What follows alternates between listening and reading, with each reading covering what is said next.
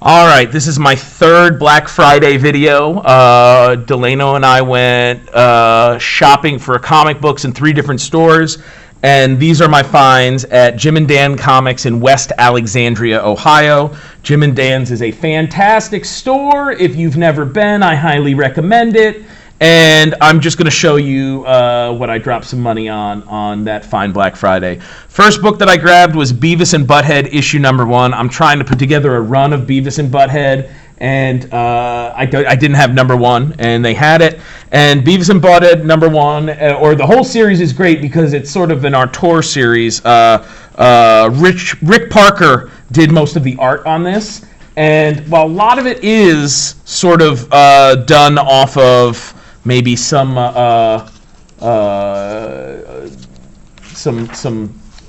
character sheets and stuff, you can really see when he is able to do his own thing. It's pretty cool. So there's this scene where Butthead has like his teeth messed up, and there's some scenes with the dentist that just look really awesome. The other thing that's very cool about Beavis and Butthead is that Marvel was pretty good about letting Beavis and Butthead make fun of their properties, and you got some original art here. So this is some original John Romita Jr. Punisher art, even if it's just a little bit, and then the boys cracking wise. There is also a second thing on here about Devil Dinosaur, where they just kind of say Devil Dinosaur is a dumb comic, which it's not, but it was very fashionable in the 90s to be picking on late era Jack Kirby. So Beavis and Butthead number 1. I also picked up, anytime I see a Fantagraphics book, I grab it. They were so good at curating single issues. And this is Good Girls number 3 by Carol Leigh. Carol Leigh is a great cartoonist. She's done work everywhere. She's also one of those cartoonists that like can modify her style for different jobs. She's done Simpsons comics. This is just a weird book. I haven't even read it yet, but this lady has sort of a pop-top mouth and some of the weirdness that goes along with this. I'm excited. I have never seen this book before, but I know Carol Leigh. She had a Kickstarter a couple years ago that I contributed to, so I was excited to find that. Coyote number 1. Most people care about Coyote because the later issues have Todd McFarlane artwork. I picked up number 1 because I've legit never read any Coyote. I like Steve Englehart, and so I thought the cover was cool. So that's just a shot in the dark. I also picked up 3 issues of Ghost Rider. I've mentioned this in other videos, but I like Marvel and DC Comics of the 1970s when the Comics Code Authority loosened its guidelines, and all of a sudden they were allowed to do comics about Satan and devils and supernatural beings. And so I picked up, these are beater copies, but price can't be beat. I got 9, I got 15, and I got 18. So cool stuff. That's a fun cover. Ghost Rider definitely is a character that grew visually as the comic went on. I think he's not quite figured out here, but again, fun book. I picked up All-Star Western number 4. It has 1 Outlaw story and 1 El Diablo story. I picked this up because it had some fine as heck Gil Kane artwork. Gil Kane's kind of a journeyman superhero artist, although he did everything. And I like a Gil Kane Western. You'll see right away from the double page spread, Kane does figure work really well, and even when he could take the easy way out on something, he doesn't. So you've got like shots like this, which are beautiful, and then there's one in here where they go underwater. Here's what I'm talking about. So this one right here, like that's such an awesome panel right there. And like, again, the figures are in such a way that like a lesser artist wouldn't be able to do that. This also has a Gray Morrow story in it, and I like Gray Morrow, but I always feel like he's let down by inks and kind of the printing abilities of the time that he was in. I have a lot of Gray Morrow art in my collection, and not all of it printed all that awesomely. So, okay. I'm not going to open this up. This is Superman's girlfriend, Lois Lane, number 109. I've sort of moved past the point where I'm buying things because they're corny, except for Lois Lane's. I like to read Lois Lane's because they are very emblematic of the era. They're trying to figure out how to take a character who basically was lived as a girlfriend and give her a little bit more anima, some more energy. And they're wild. Werner Roth drew this one. He's a guy who took over the X-Men after Jack Kirby. I didn't have this one. I was glad to get it. I also picked up Superman Family. This sort of replaced Lois Lane, Jimmy Olsen, and all those ancillary titles. And I picked this up, and it was in a sleeve, and I took it out because most of the time when you pick up Superman Family, you get a couple of different stories. But my favorite artist that appears in these is Kurt Schaffenberger. I really like him.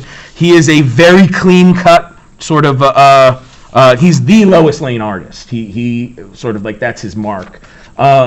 And there's like so little, like you can look at a Kurt Schaffenberger drawing from the 60s, you look at a Kurt Schaffenberger drawing from the 80s, and his style is his style. I like how cartoony it is. I always enjoyed his stuff. I think he draws great Superman, so especially of that era. And then there's some other stuff in here that's not much to talk about.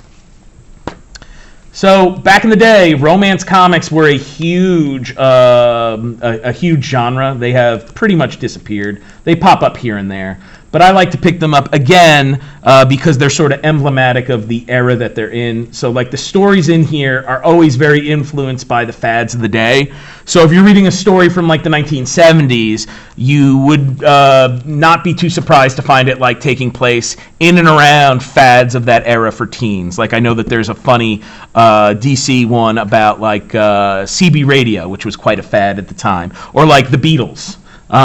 Again, this is kind of a beater copy, but I was happy to snatch it up. Also got a copy of Heartthrobs for all the same reasons. The National Enquirer, this is R.L. Crabb, who has a very cool cross-hatching style. I mainly know Crabb from, he did a bunch of Grateful Dead comics, and I don't know, there's some cool images in here. And again, like I said, if it's a Fantagraphics book, I pick it up just, I don't even need to open it up. I just kind of want to check it out. Yeah, cool stuff. I don't know quite what to call this one. It says comics, but it's WKRP in Cincinnati. I live in Cincinnati or outside of Cincinnati. I work outside of Cincinnati. WKRP in Cincinnati is kind of a thing around here. And this is a cool book. It's very photo-referenced, but the story's not too bad. And they go into some things that people may not be aware of. There's the famous Turkeys Can't Fly, the Thanksgiving episode. They go into, like, I know this is an image of Lonnie Anderson that like was taken directly from like a Google image search or something. But they go into some stuff on here about how WKRP led a sad life after the fact because of the way that they would replace music. So if in the first run, they'd have like a song like Hot Blooded by Foreigner, and then it would be replaced because they didn't want to pay Foreigner any money. So it's signed too. I don't know, kind of a neat little find. All right, just a couple more. I picked up the first 6 issues of Conan the Adventurer. I have mentioned before that I'm a big fan of Bronze Age Conan, but this series is also something to write home about. This is mid-90s, and the guy who drew this, his name is Raphael Kananen. And like, look at that double-page spread. Look at how awesome that looks. He's definitely got a little something going on. He inks himself, it looks like. And yeah, this is some. I can see maybe why he didn't like move toward like huge fame, but these books are very cool to look at, and I don't know, I don't see them all that often, so it's cool to pick those up. I got 6. All right, last 2 books are books that I paid like they were well over $2, and one is Uncanny XMen 268. This is published in the 90s. This is back when Jim Lee was on the X-Men and Chris Claremont was writing it. And, I mean, that image is so iconic right there of Captain America jumping right out at you. Yeah, just page after page of iconic-looking superheroes. And this is an old story, I think, that sort of contextualizes Logan as working in the 1940s with Captain America during World War II. And this used to be a wall book when I was a kid, and I always wanted it. And when I had a chance to snatch it up on Black Friday, I took it. All right. And the last book on here that I'm going to talk about is Sandman, Master of Dreams, number 8, published in August of 1989. I'm not going to take it out, but if you are a comic fan, you probably know this is the first appearance of Death of the Endless. And again, another wall book, and I've always wanted to own this. A friend of mine said it really well when I showed him I got this, is that like Sandman 1 through 7 is one complete story, but Sandman number 8 is really where he felt like it took off, and I felt the same way. And I've never had this as an individual issue. I've only had it in trades. So I was very glad to get that too.